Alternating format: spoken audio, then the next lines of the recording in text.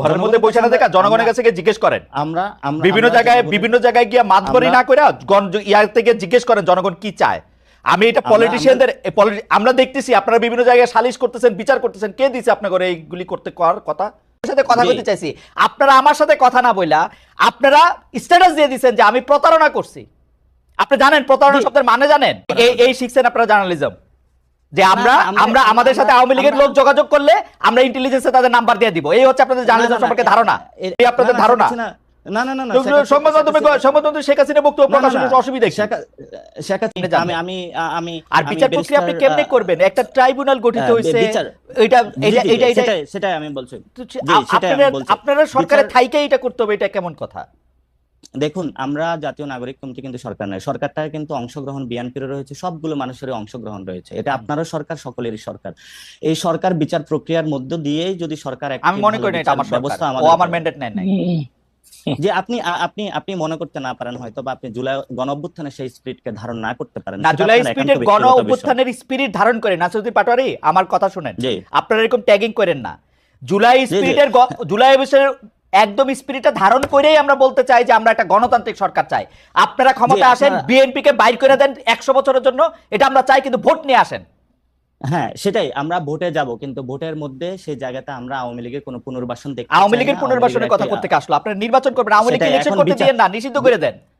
তাহলে আওয়ামী লীগ প্রশ্নে তাহলে বিএনপির অবস্থান ক্লিয়ার করুক, জাতি তার অবস্থান ক্লিয়ার করুক, সেই জায়গায় কিন্তু আপনারা ক্লিয়ার না হয়, মানে সরকারে বলেন আওয়ামী লীগকে নিষিদ্ধ করে দিতে, সরকারে বলেন আওয়ামী লীগকে নিষিদ্ধ করে দিতে, বিএনপি কি করবে? ভাই, এখানে হলো আইনজ্ঞ একজন ব্যক্তি রয়েছেন এবং আপনিও বেশ ভালো পড়াশোনা আছে। আপনি যদি ডিরেক্টলি, যেমন ছাত্রলীগকে নিষিদ্ধ করা হয়েছিল উইদাউট এনি কমিশন, তার কোনো বিচার প্রক্রিয়ার মধ্যে কিন্তু সে আসে নাই। আপনি যদি আওয়ামী লীগকে এভাবে নিষিদ্ধ করেন উইদাউট এনি বিচার, তো সে কিন্তু কোনো কমিশন গঠন ছাড়া আপনি একটা দলকে নিষিদ্ধ করে দিলেন। করেন কমিশন গঠন করেন। সেই বিষয়গুলো তো আমরা দাবি তুলছি, কিন্তু এই দাবিগুলো তো আমরা জনগণের পক্ষের কাছে গিয়ে বুঝাচ্ছি, তুলছি। আমরা তো জনগণের কাছে এখনই যায় নির্বাচনী সভা করছি না, আমরা তো জনগণকে এখনই গিয়ে যায় প্রেসার দিচ্ছি না, ভোট চাই ভোট চাই ভোট চাই। আমরা তো এই কাজগুলো এখন করছি না, আমরা বলি ভোট। আপনারা জনগণের কাছে গিয়ে জিজ্ঞেস করেন জনগণ কি চায়। এই ঘরের মধ্যে বসে না দেখা জনগণের কাছে গিয়ে জিজ্ঞেস করেন। আমরা বিভিন্ন জায়গায় গিয়ে মাতবরি না করে ইয়ার থেকে জিজ্ঞেস করেন জনগণ কি চায়। আমি এটা পলিটিশিয়ানদের আমরা দেখতেছি আপনারা বিভিন্ন জায়গায় সালিশ করতেছেন, বিচার করতেছেন, কে দিছে আপনার করে এইগুলি করতে করার কথা? তাহলে আপনারা কি বিচার প্রক্রিয়াটা কি করতে চান? মানে বিচার কইরা তারপরে ইলেকশন দিবেন, এরকম দাবি আপনাদের? না না না না, সেটা আমরা বলছি বিচার প্রক্রিয়ার একটি ভিজিবল আমরা রূপ চাই। যারা শেখ হাসিনা আছে এবং তার গভর্নমেন্টে ডিরেক্টলি যারা খুনের সাথে ইনভলভমেন্ট ছিল, আমরা বিচার প্রক্রিয়ার একটি ভিজিবল কোনো কিছু দেখতে চাই। তারপরে হলো নির্বাচনের আলাপগুলো ঢুকুক। নির্বাচন এবং সংস্কার বা বিচার এগুলো কোনোটা তো বিরোধী নয়। যারা বিরোধী বানানোর চেষ্টা করছে, আমরা মনে করতেছি তারা অন্যদিকে দেশকে ধাবিত করার চেষ্টা চালাচ্ছে। আপনারা পাটোয়ারি, আপনার কথা শুনেন, আপনি বলতেছেন যে বিচার প্রক্রিয়া যদি আমরা না করি তাহলে এরপরে যারা ক্ষমতা আসবে তারা বিচারটা না হইতে পারে, সেই জন্য আমরা বিচার করে যেতে চাই। আপনি তো সরাসরি বলতেছেন যে বিএনপি আসলে আওয়ামী লীগের এই লোকজনের, এই দুঃশাসনের, ফেসিসদের, হাসিনার, এদের বিচার করবে না। আপনাকে এরকম মনে করতেছেন? না, বিচার প্রক্রিয়া যদি কোনো দল করে সেখানে ওই দলগুলো সাহসী বা ওই জায়গাটা উদ্যোগ নিবে না বলে মনে করি। কারণ আমরা গত 53 বছরে দেখেছি যে কোনো দলই যখন কোনো অপরাধ করেছে, অন্য দলই যে ভোটের মাধ্যমে ক্ষমতায় এসেছে, পরবর্তীতে ওই বিচার প্রক্রিয়ার কোনো একটা নজির আমরা বাংলাদেশে দেখি নাই। এবং বিচার বিভাগের যে সংস্কার কমিশন হয়েছে, কাজল ভাই তো একটা কোর্টে, সুপ্রিম কোর্টে রয়েছেন এবং সেখানে দেখতে পাচ্ছেন আজ পর্যন্ত সুপ্রিম কোর্টটাকে আপনারা আওয়ামী লীগ মুক্ত করতে পেরেছেন? বড় বড় কথা বললে আসলে মানুষের সামনে হয় না। আপনি কি আপনাকে শুনতে পাচ্ছেন? আপনারা কি মানে কোর্ট আওয়ামী মুক্ত করতে হবে, এটা কিরকম কথাবার্তা? আওয়ামী লীগ মুক্ত করার তো দরকার নাই। আওয়ামী লীগের মধ্যে থেকে যারা অন্যায় করছে, অপরাধ করছে, তাদেরকে শাস্তি দিতে পারবে কিনা সেটা হচ্ছে কথা। আপনারা আজকে জুলাই আগস্টে যে জায়গায় দাঁড়ায় আসেন, আপনি ব্যারিস্টার কাজলকে জিজ্ঞেস করেন গত 15 বছরে বিএনপি, জামায়াতের, বিরোধী দলের কত লোকের রক্তের উপর দাঁড়ায় আপনারা রক্তে দাঁড়াইছেন।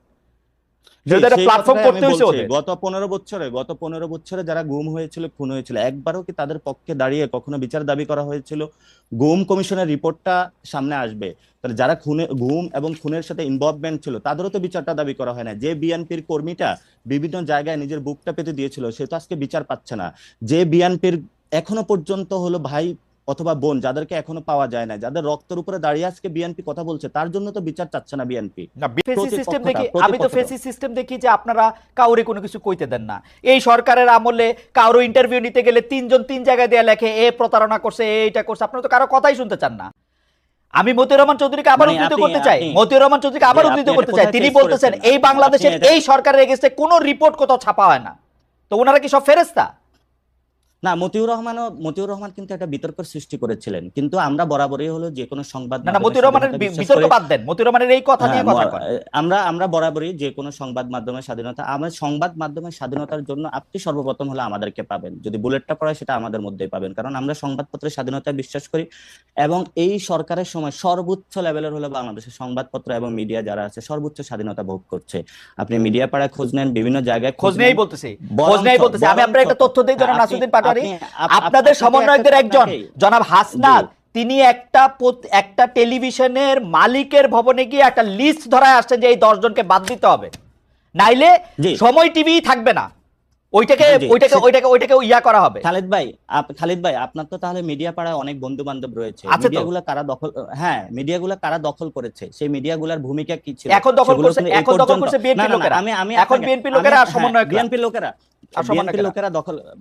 লোকেরা দখল করছে, সমন্বয়করা দখল করে নাই। কিন্তু আজকে বাংলাদেশে যে 3টি মাস হয়েছে এই পর্যন্ত মিডিয়াগুলো কেন রিপোর্ট প্রকাশ করে নাই? সেই সময়ে গণ অভ্যুত্থানের এই পর্যন্ত কোনো মিডিয়ার মাধ্যমে কোনো একটা রিকশাওয়ালা যার ছেলেটা আহত হয়েছে, গুলিতে শহীদ হয়েছে, কোনো একটা রিপোর্ট আপনি পড়েন নাই? সেই মিডিয়াগুলো আপনি পত্রিকা পড়েন না? হাজার রিপোর্ট, হাজার রিপোর্ট। Not about that.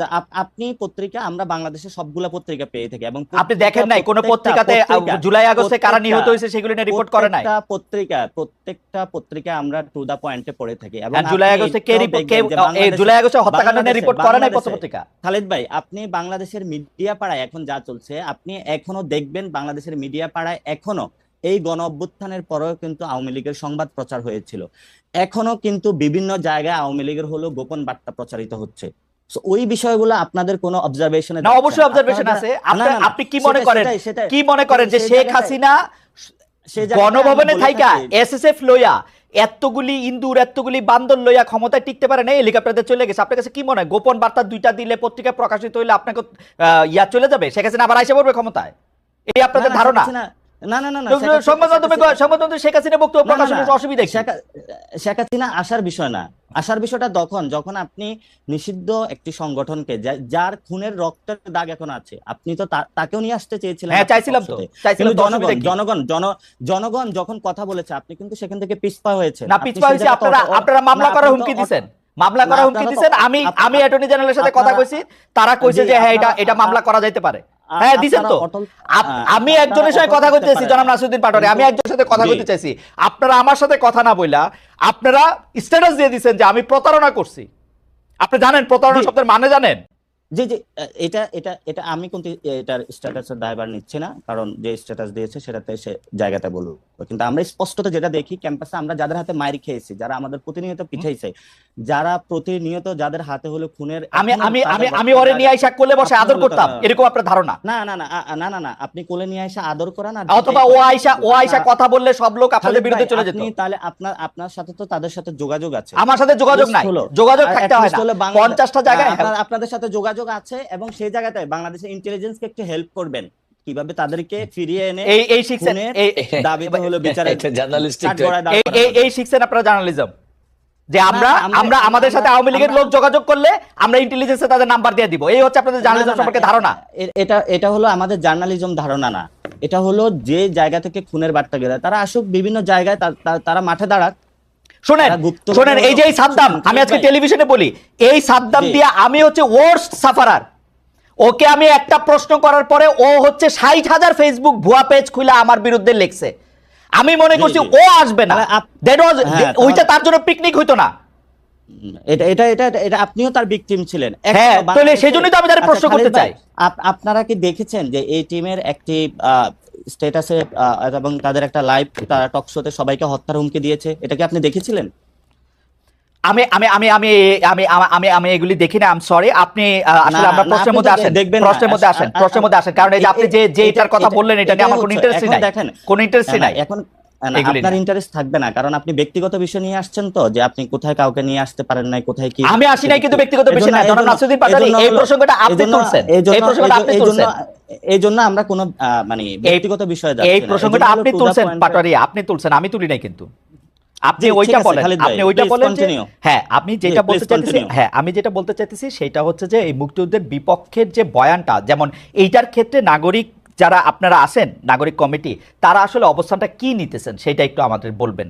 যে আমরা দেখতে পাচ্ছি যে একজন মুক্তিযোদ্ধা, আমি আসলে মুক্তিযোদ্ধারা বলে না, যে কোনো লোককেই আসলে অপমান করা, তাকে গলায় জুতার মালা দেওয়া এবং কোনো একটা কারো ছত্রছায়া এটা করা, এটার বিপক্ষে আপনি যদি 2 লাইনে একটু বলতেন যে এই জিনিসটা নিয়ে আপনি আসলে কিভাবে দেখতেছেন। না, প্রথমত আমরা বলি যে মুক্তিযুদ্ধের যে আকাঙ্ক্ষাটা ছিল, 71-এ মানুষ যে জন্য যুদ্ধে ঝাঁপিয়ে পড়েছিল, সেটা তো ব্যাহত হয়েছিল। এবং গত 53 বছরে বিভিন্ন দল ছিল, সেনা শাসন ছিল, বিভিন্ন বড় বড় কিংস পার্টি তারা ক্ষমতায় ছিল, এবং সেখানে তারা কিন্তু মুক্তিযুদ্ধের এই বিষয়গুলো এই পর্যন্ত কিন্তু যে দলে এসেছে তারা কিন্তু মুক্তিযোদ্ধা বানিয়েছে।